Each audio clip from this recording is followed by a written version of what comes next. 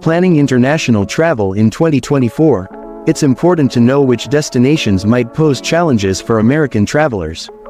In this video, we will explore the top 5 countries where Americans may not be welcome this year. From political tensions to local sentiments and travel restrictions, we'll uncover the reasons behind these issues.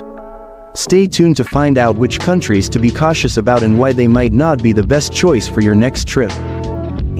Number 5, Yemen. Not gonna lie, you've got to be packing some serious guts or just outright lacking any survival instincts whatsoever to want to visit our 5th most unwelcoming destination for Americans, Yemen. While often overshadowed by Syria in terms of major media coverage, the sad reality is Yemen has suffered from an equally devastating humanitarian crisis, now entering into its 9th year of relentless civil war at this point. A toxic stew of rebel factions, Iranian-backed militias, Gulf Arab interventions, and good old al-Qaeda insurgency have transformed Yemen into a living nightmare of bombing raids, street combat, famine and disease. To sum it up bluntly, just about every square inch of Yemen is an active war zone right now. That's generally not a vacation environment most people would categorize as hospitable. Especially not for Americans, who are routinely targeted by rebel groups using a ton of those fancy new Iranian ballistic missiles. Any sane person would sell their left kidney before willingly traveling to Yemen as a US citizen. I don't care how passionate you are about historical sites like the pre-Islamic Sabaean ruins or that famed Yemeni honey. That stuff just ain't worth getting kidnapped, shot at, or potentially hit by one of those Iranian munitions raining from the sky. Number 4, North Korea. You knew this reclusive dictatorship would make an appearance, right? While the US and North Korea aren't technically at war, let's just say the DPRK's stance towards American visitors is about as warm and fuzzy as a hungry polar bear. For decades, North Korea has used detainment of US citizens as a high-stakes bargaining chip for extracting concessions from Washington. Those poor souls often get paraded around in show trials on bogus charges of espionage or hostility against the state. Not exactly a pleasant experience to put on your Pyongyang travel blog. Even if the Kim regime resisted their traditional hostage-taking antics, there's still a slew of dangers awaiting any American daring enough to try tourism in the Hermit Kingdom. Things like strict minders controlling your every move, profoundly anti-US xenophobia from locals, and the very real risk of unwittingly committing a clueless cultural offense that lands you in a labor camp. And let's not even start on the substandard travel conditions, dismal accommodation, transportation constantly monitored, and only being allowed to visit Potemkin village versions of attractions approved by state propagandists. Who wouldn't want to drop a few grand for that premium totalitarian experience? Unless you're a hardline communist utopian with a fierce yearn for repressive regimes, I'd give North Korea an Earth-sized radius for your 2024 travel plans. Those anti-American vibes are way too pronounced to chance an incident.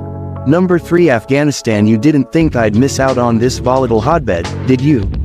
While the ill-fated US war in Afghanistan may have ended in 2021, it brought us right back to where we started, the Taliban's oppressive Sharia theocracy ruling over the country.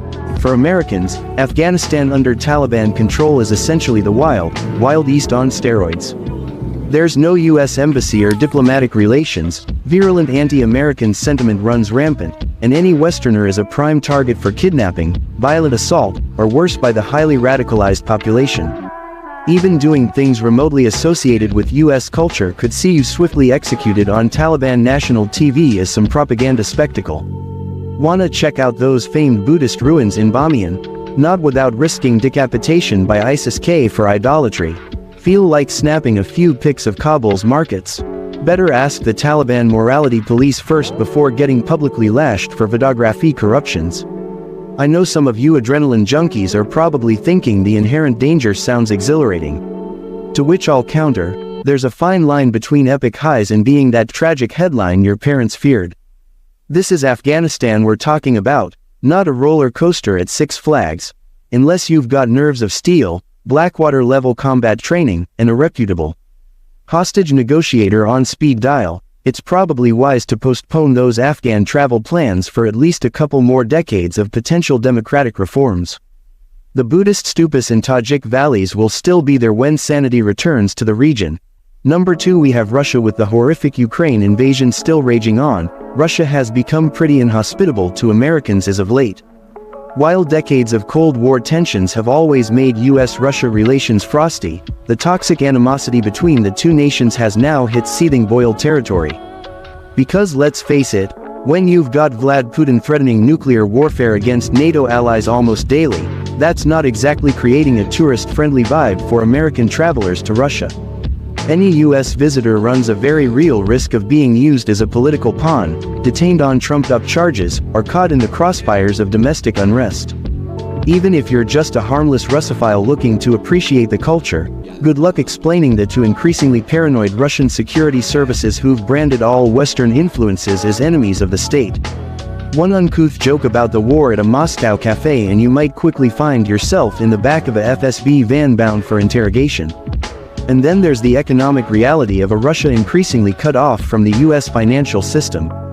Good luck getting your credit cards or mobile services to work. Also, say goodbye to eating at beloved American chains like McDonald's or using Western apps. That's all been banned as a toxic, outside influence now. So unless you're down for being a salt mining laborer in some frozen gulag just for being an American in Russia, I'd strongly advise sitting this one out until there's regime change in the Kremlin. Let's hope those shirtless bear wrestling adventures Putin is so fond of catch up to him soon. Number 1 Ukraine. And finally, the number 1 no-go destination for Americans in 2024 is Ukraine. I know, it's a bit of a gut punch given how valiantly Ukraine has been defending its democracy against Russian aggression over the past year. But hear me out here. While the world rightfully continues rallying behind Ukraine's cause, the hard reality is that the entire nation has devolved into an active war zone at this point. And as much as we sympathize with the Ukrainian people's suffering, that makes it an extremely perilous place for American civilians with no combat training to be traveling around. Just think about the potential risks.